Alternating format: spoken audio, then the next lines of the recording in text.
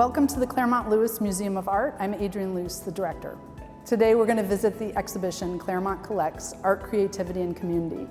The exhibition features highlights from the museum's permanent collection and is a wonderful celebration of our region's rich artistic legacy.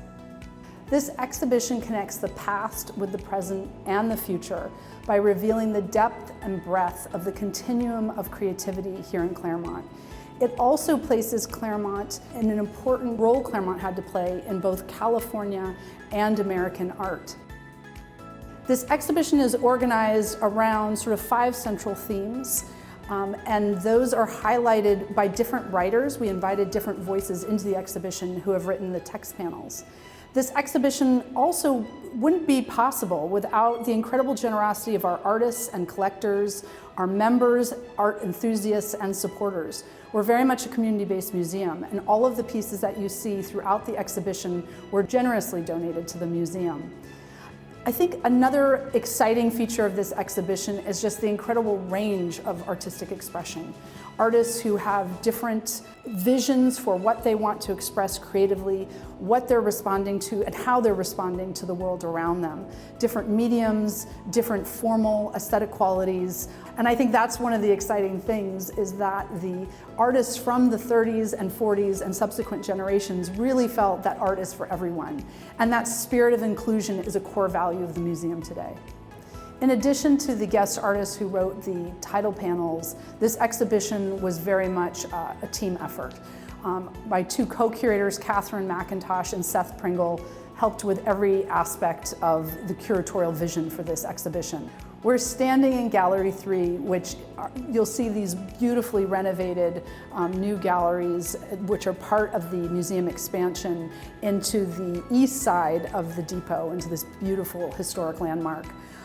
But the story of the Claremont Lewis Museum of Art collection really starts with Millard Sheets, so that's where our story begins. This piece behind me is very typical of his work. He came to Scripps College in 1934 and started the art department.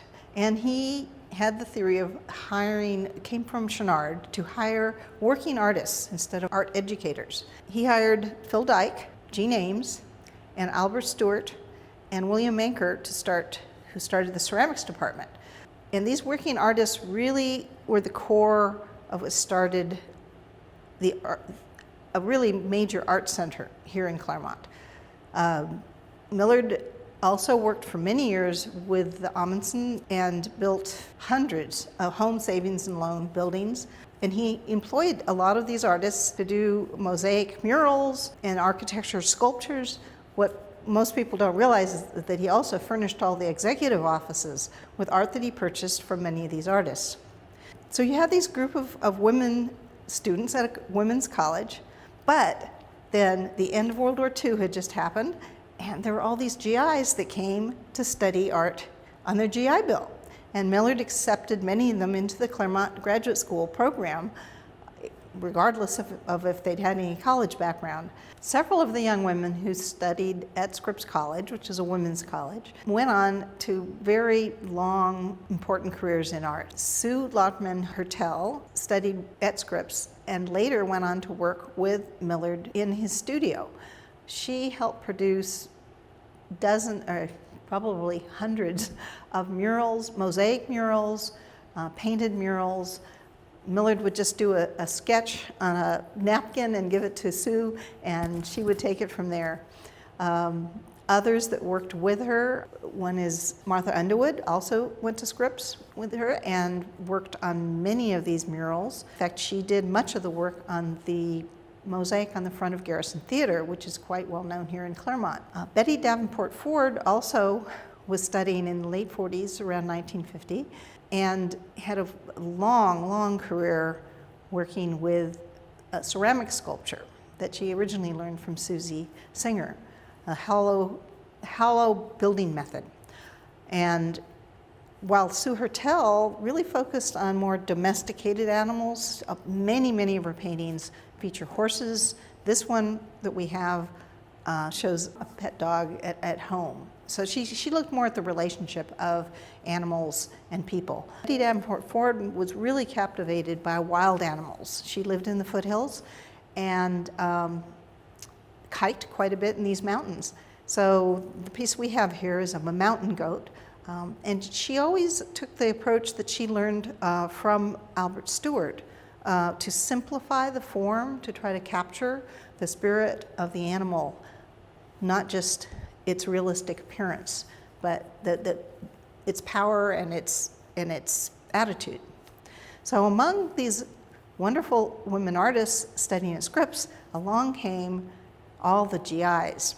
After the Second World War, they had the GI Bill. They could study art if that's what they chose. They had this great opportunity. They didn't have to go out and get a job immediately. They could actually follow their passions and study art, and Claremont was the place to come, especially for ceramics. So my father, Harrison McIntosh, is one of those GIs that came here to Claremont to study with Rick Pedersen,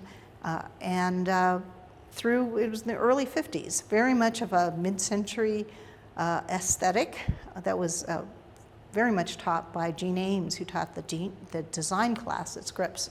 Another artist was Rupert Deese in the ceramics department, and they were working side by side with Betty Ford and Helen Watson. So these young GIs were studying art at a women's college. It was through Millard signing them up with Claremont Graduate School. Along with the GIs that were studying at Scripps, there was also Sam Maloof, who wasn't enrolled, but he loved to hang out at the Scripps art departments and met all these other artists. That's where he met his wife, Frida, who was a Scripps student. He also actually lived on Millard's property for a couple of years and did a lot of his serigraphs. He was doing a printmaker for Millard. While he wasn't enrolled, he learned so much from all the artists that he was associated with. And these friendships really became a very important part of the Claremont art scene. Many people here know of what was called the Four Friends, and that was Sam Maloof, Harrison McIntosh, Rupert Deese, and James Huter. But there was a really strong supportive community among the artists here, and they would see each other at a lot of the art openings. And that was an important part of living here. Carl Benjamin got involved with studying art also on his GI Bill, and he studied at CGU with Jean Ames was the advisor for his MFA. He really became quite well known in the 1950s. He was one of a group of artists in Los Angeles area who were working in a very mid-century modern style with hard edge painting, which was very strong here in Los Angeles. And he's become very collectible. His work is in museum collections all around the country and the world, and is highly collectible. With the interest in mid-century modern, he's become a real rock star in recent years as being one of the great hard edge painters. And he lived here in Claremont until he passed away just a few years ago. Another of the GI artists who came to study at Scripps is Paul Darrow, and he stuck around and taught at Scripps for another 40 years. He loved to experiment with various mediums such as collage and photography, and he did a weekly cartoon for the Courier for over 60 years. His best friend from high school was Doug McClellan. The two of them came to study here together. And Doug McClellan also stayed and taught at Scripps for a while, but he went on to found the art department at UC Santa Cruz. So this really shows an example of the far-reaching effects of what was taught here in Claremont.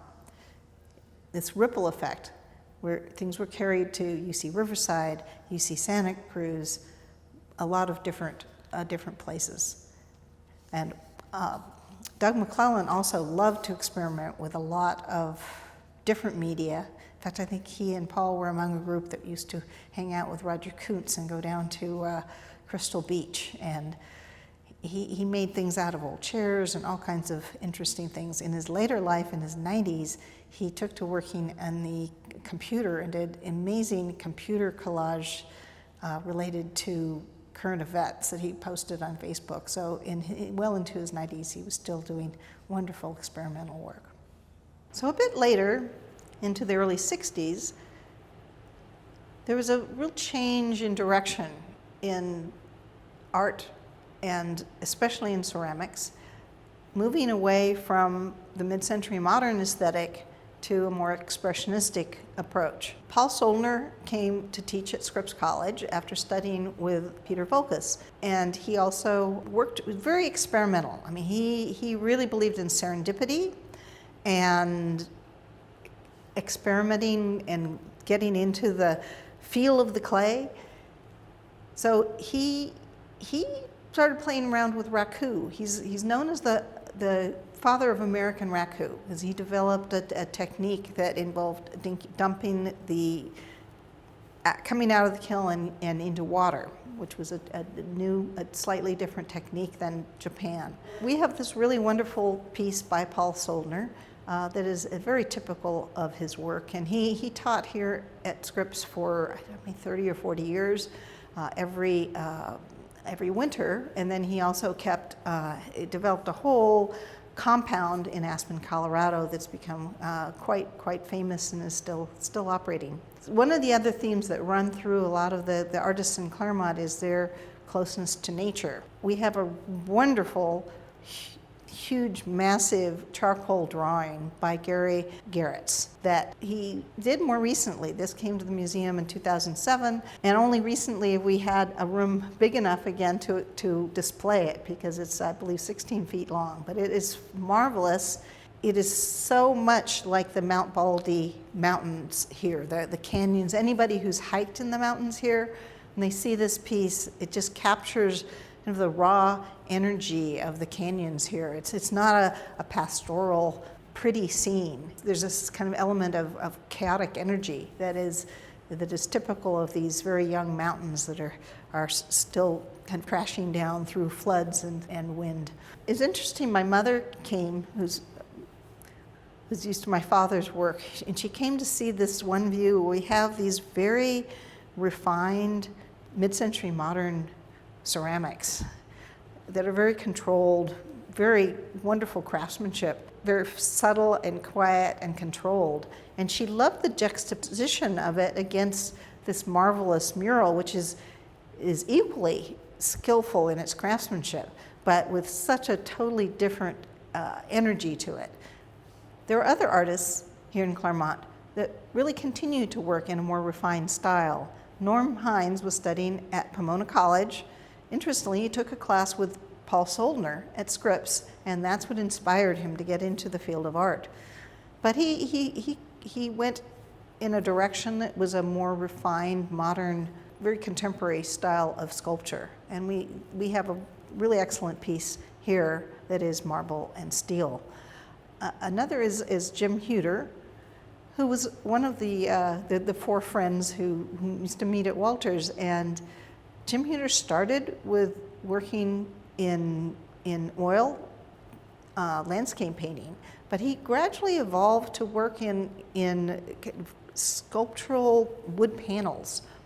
They still always had this relationship to the human form, though. This piece that we have is very abstract. But if you look at it very closely, you realize it has glass through the middle that goes through different layers, and it's actually a face. There's two very kind of, in the upper corners, you see the eyes and the nose. It has a lot of kind of character to it. It's a very interesting piece. Another piece in this gallery is by Rebecca Ham. She also came to study at CGU, but a little later in the 1980s. She's had a long career in Claremont as a working artist, and also directed the First Street Gallery and the program at Tierra del Sol. It's a wonderful continuation of artists that are still working to this day. So now we're in Gallery 1 of Claremont Collects, and to pick up upon Catherine's theme, I think when the visitor enters this room, you immediately see just the incredible range of mediums and different artistic expressions.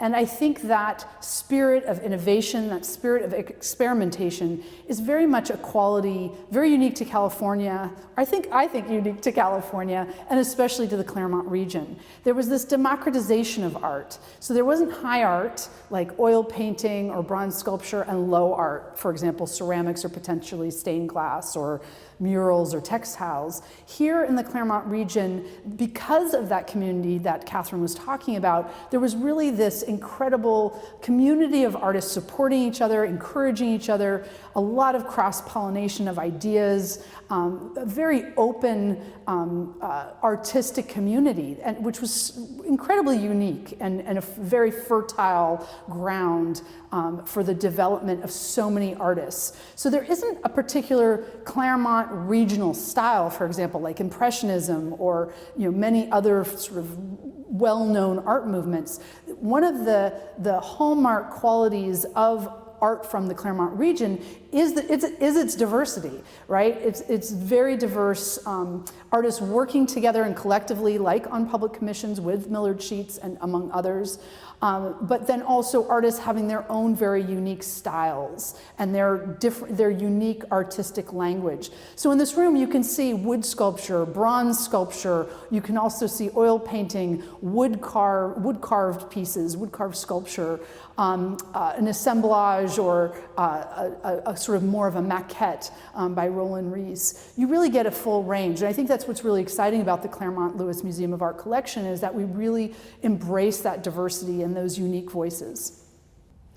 So I think sometimes when folks are not immersed in the art world or not thinking about art on a daily basis as an artist or an art collector or as an art professional in my case, I think we sometimes forget how incredibly vibrant and unique the way artists are going through this world is very unique, and their artistic visions are very unique.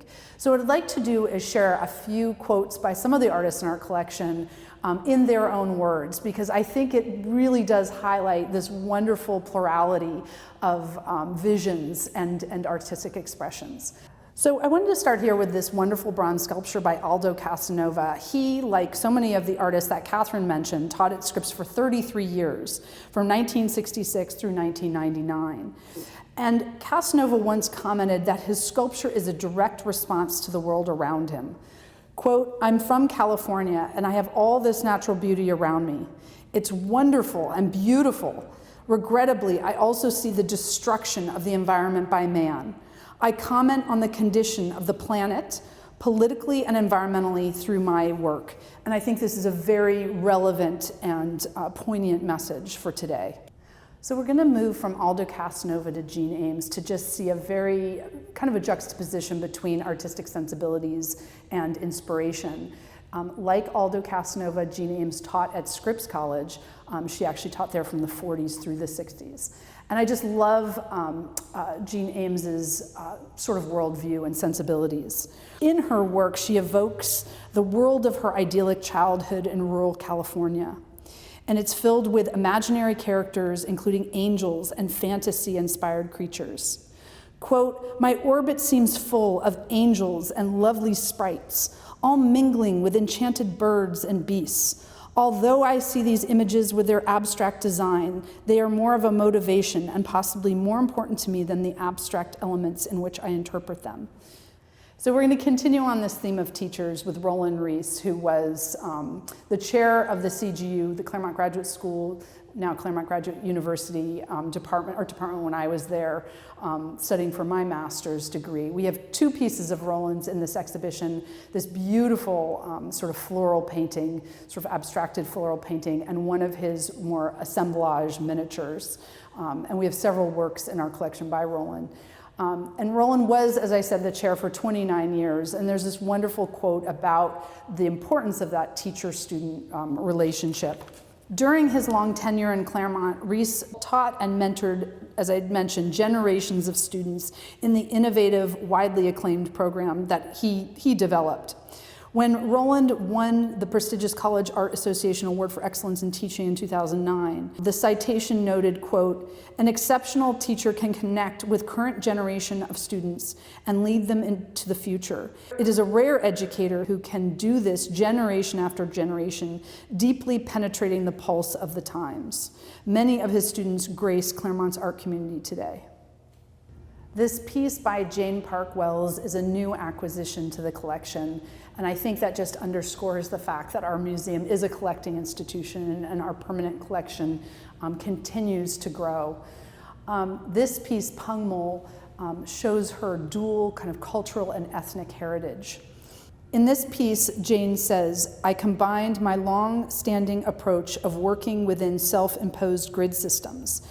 And in this piece, the grid system isn't a geometric grid, but it does create a kind of logical organizing system for her collage and the painting underneath. Pungmul celebrates and references that richness directly and in abstractions of cultivated fields and farmlands. Pungmul is an old name for a dance rooted in collective labor farming. And certainly when I look at this piece, it reminds me like a window of an airplane when you're looking down and the patterns of the land. So I love that she brings in her cultural heritage to this piece. This painting by Jeff Faust is another great example of how our collection is really this sort of living being that is continually evolving. He finished this painting really just a few months ago and brought it directly from his studio, sort of after it went through the acquisition process, straight to the walls of this exhibition. So it's very, very brand new. Nobody's seen it except our visitors. This piece, One of My Maps, is not only a very captivating work, but I really want to share as well a wonderful quote by Jeff where he talks about the moment he knew he was going to become an artist. "From an early age, I had decided that I did not want anyone to teach me art. I could not fathom the idea of having someone else tell me how to use my eyes, hands, and mind as I marveled in the ongoing discoveries I was making." So he says, "I have this vivid memory of waiting for the English teacher in 9th grade to show up. And in that time, I decided I was going to be an artist." So he's literally a freshman in high school, waiting for his teacher to come into the classroom. And he has this epiphany, as a 14 or 15-year-old that will chart the course of his life. And I think that it's just this wonderful spark of inspiration and imagination. So these wonderful totems called His and Her by Marion Voveris, I think are very exciting carved wood sculptures. She also studied with Roland Rees at CGU. She attended Pitzer. She studied with Carl Benjamin and with James Fuller. So again, you just see this incredible connection between different generations of artists coming through and connected to the Claremont Colleges. And in this piece, she says, "I went straight to Claremont Graduate University from Pitzer. It was here that I began my first 8-foot totemic wood carvings and fell deeply in love with the carving process." But like Jeff Faust, she also had this sort of innate, intense passion to be an artist. I just love this quote. She says, "Some people want to make art and some people need to make art. I'm in the latter category." And I think for so many artists, it's not a choice. It's something, it's like air, it's like food, that to make art is essential to feeding their soul. And I think that this whole exhibition really communicates that incredible passion and vitality of artistic expression. So Steve Kamba is a very accomplished museum professional and visual artist. And like Jane, he attended Claremont Graduate School and he studied under Roland Rees. So I think that's another great example within a gallery of that teacher-student relationship, of that continuum of creativity, right? Passing the baton or passing the art knowledge from generation to generation. This piece by Steve was started before COVID, before the pandemic.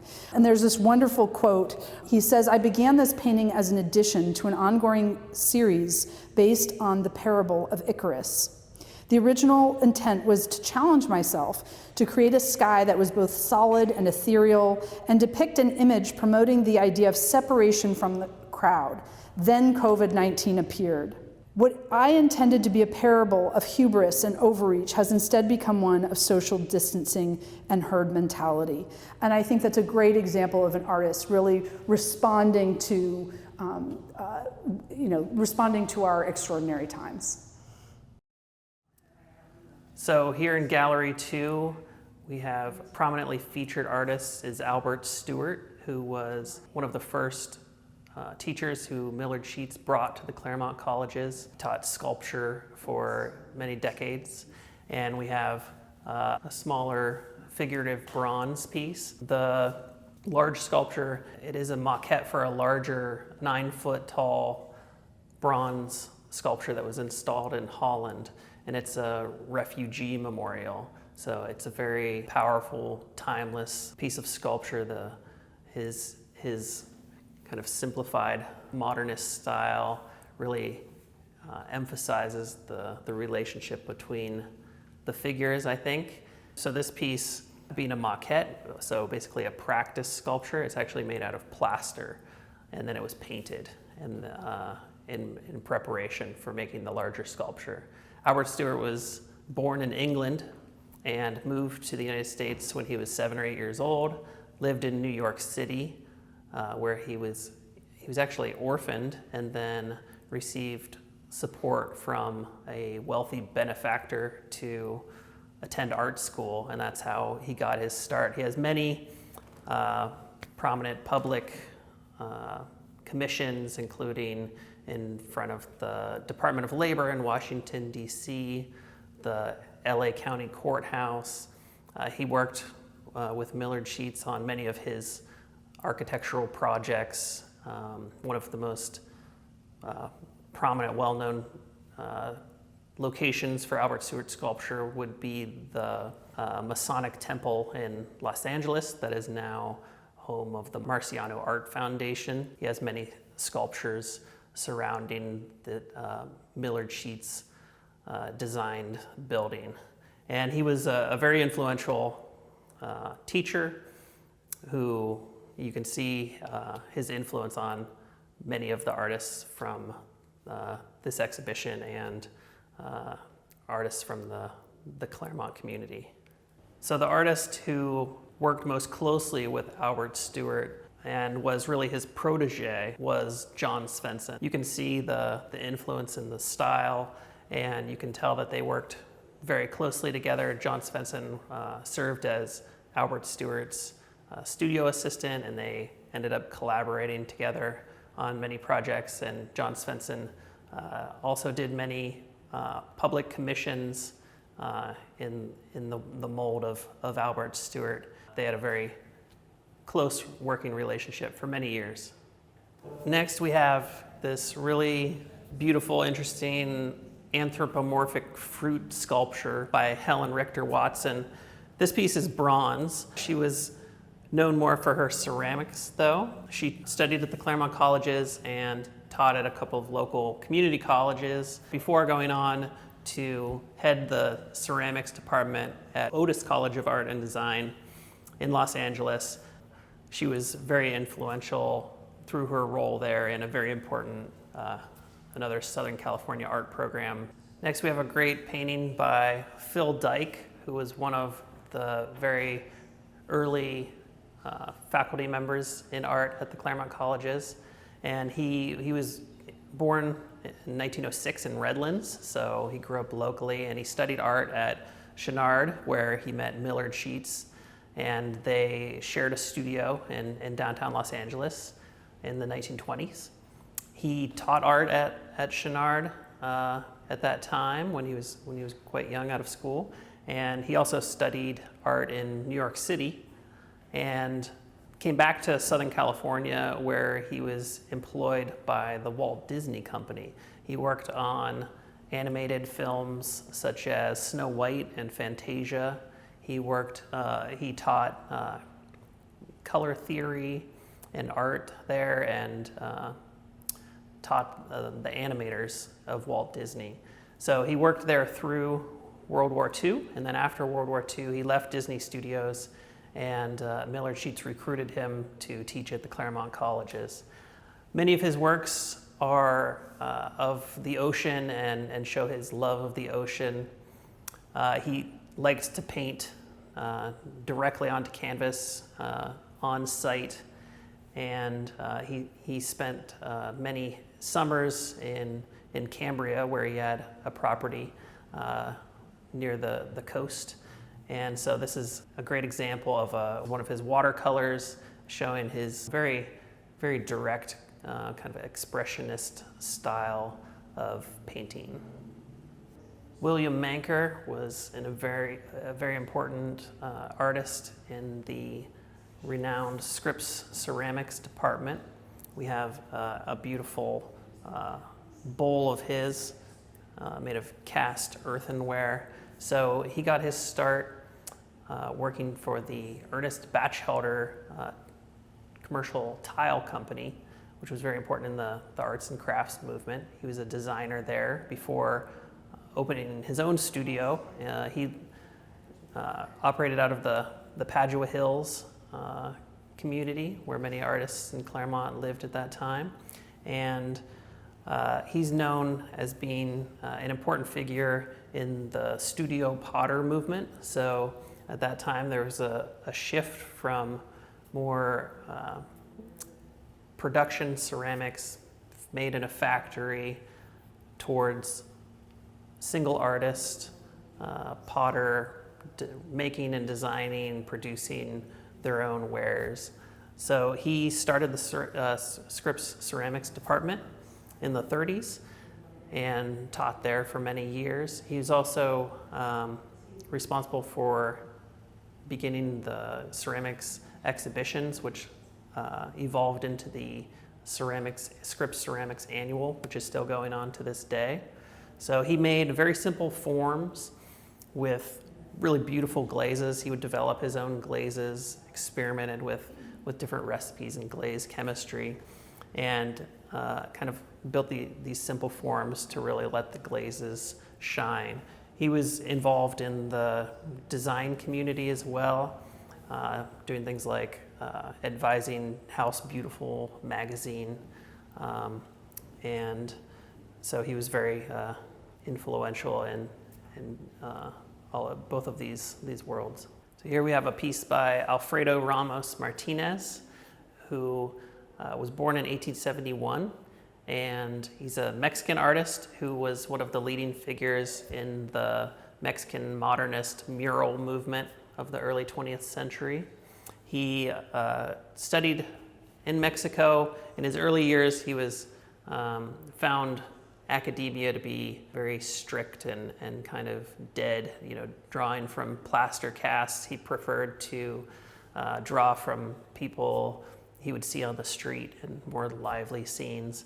He spent some time in his early years in Paris. That's where he started drawing on newspaper because he couldn't afford paper. So this piece is, this one was done later, and it's a print made to look like newspaper as kind of an homage to those early years, I think. He did many murals throughout California. The 1946, he was working on a beautiful local example at Scripps College when he died of a heart attack in his 70s. So he didn't finish the mural, but they have kept it how he left it. Here we have a painting by Jim Strum Botany. He studied at the Claremont Colleges in the late 50s at Pomona College and Claremont Graduate University. He also studied in Italy on a Guggenheim Fellowship. He lived in Claremont and taught at University of Riverside for many decades, and he is still active, working every day in his studio in Fullerton, California. Here we have an early example of James Huter's work. This piece was done in 1960, showing his influence on him by his teacher Henry McPhee at Pomona College, kind of a more post-impressionist style. And one interesting thing about this piece is that Jim carved the frame for this piece. So it's kind of a precursor to his later paintings when he was painting and involving wood and sculpture. Milford Zorn studied art at Pomona College and with Millard Sheets at Scripps in the 1930s. He was known for his watercolor paintings and served as the president of the California Watercolor Society. Locally, his best known work is the WPA mural in the Claremont Post Office. And for 45 years, he held workshops and led students on watercolor painting trips all over the world. He painted until he lost his eyesight and lived to be 100 years old. We have this great collection of prints that was organized by the artist Michael Woodcock. Michael Woodcock studied art at Claremont Graduate University in the early 80s and did this project just after, where he invited many local artists from the Claremont community to make prints. This is actually only part of the print portfolio. There were around 30 pieces total of all self-portraits by different artists done in the same format. So it's a great snapshot of the community at that time. We have notably some self-portraits by artists who are in the exhibition, like Gary Garrett's, Paul Darrow, Michael Woodcock's piece, and also Roland Reese. And we have another piece by John Frame, who was recently featured in a major exhibition here at the museum. These whimsical sculptures by D. Marcellus Cole will greet you when you visit the museum. And as co-curators, Seth, Catherine, and I are so proud of this exhibition. We're so proud of the artistic legacy of our community. And we invite you to bring your friends and family to find solace and inspiration in art.